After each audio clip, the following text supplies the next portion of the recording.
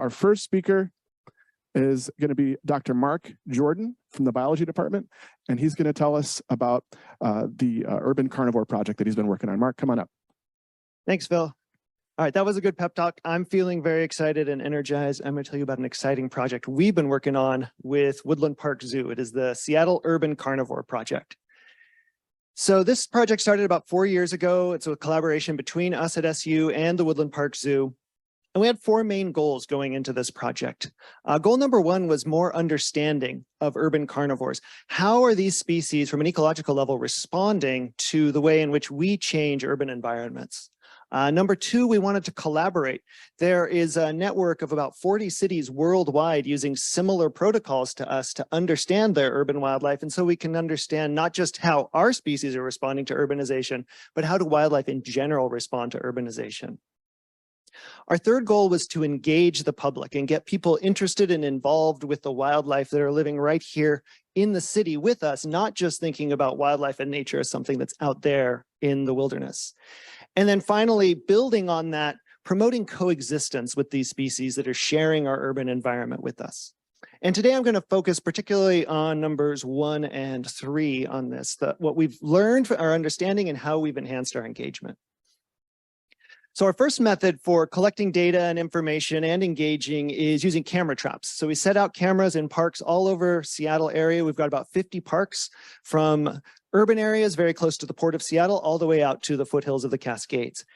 And at those cameras, most of them are staffed by community volunteers. So we have teams of 3 to 4 folks, over 100 people are working with us on this project, managing their cameras. Our second stream of data is a wildlife reporting tool called Carnivore Spotter.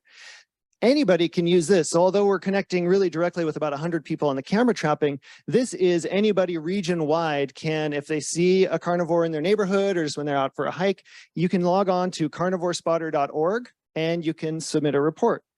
You can even submit photos. Here are some of my faves. So we got some good photographers submitting to Carnivore Spotter. And this one in the middle is my absolute favorite. You might be able to see in the background, there's a bear outside and the cat is really stoked to see what's going on with that bear.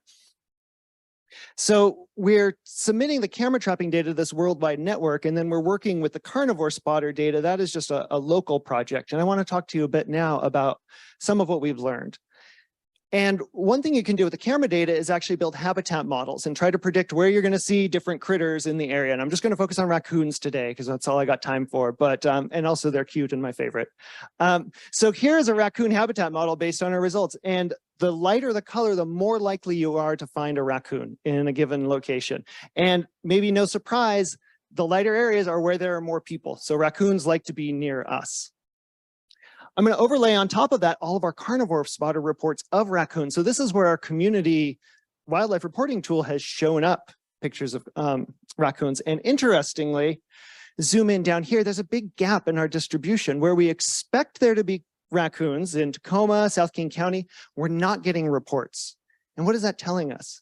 Well, it's not telling us something about the raccoons, it's telling us something about us and about our project. And so that really is what's feeding into the engagement part of our project, is some of the lessons we've learned from this. So that shows that there's a geographic gap in who we're reaching and who's actually using the tool.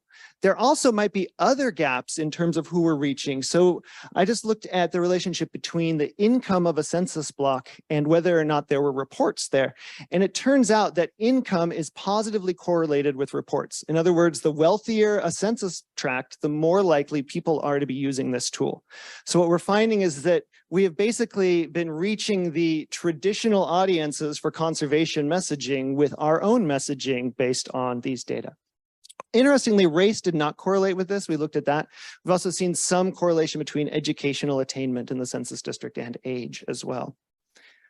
So that's pointed out 2 big things, that we've got some geographic blind spots and also some equity blind spots. So this has been a good learning experience for us looking through these data, seeing the relationship between where we expect to be getting reports and where we're actually getting reports.